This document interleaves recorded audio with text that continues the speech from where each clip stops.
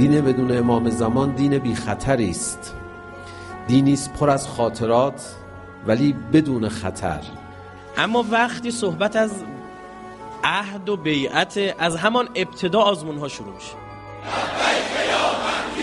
دین بدون امام، دین بدون انتظار امام، دین بدون مقدم سازی برای امام دین نیست، عین بیدینی است و بلکه تحریف دین است.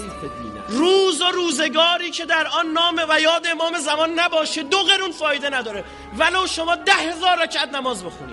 اصلا خود امام زمان عهده، خود امام زمان بیعته. السلام علیک یا میثاق الله الذی اخذه و بکر. دین بدون مهدویت مانند همان قرآن بدون علی ابن ابی طالب است که خوارج داشتن. و اندازه کافی امام زمان من و شما مظلوم هست که همیشه نیمه شعبانش باید تحت شعاع جشن‌های خیابانی قرار بگیرد و قدیر مسلمانان، قدیر شیعیان روز به امامت رسیدن امام حی و حاضرشان در محاق برود.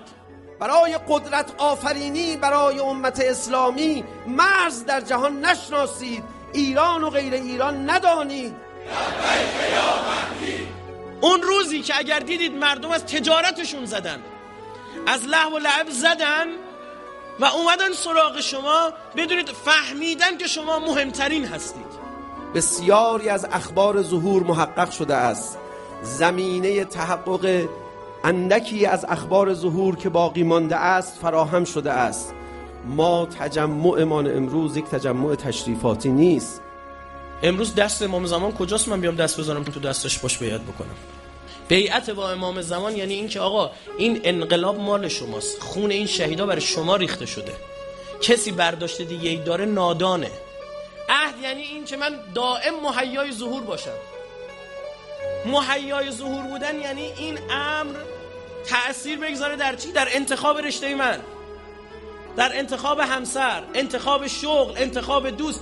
همه جا امام زمان حی و حاضر. خب همه چی رو با ظهور بسنجم. عهد با امام زمان یعنی این که پروراندن محبت حضرت تو دل. هر صبحمون ما باید عهد با امام حضرت تو دل.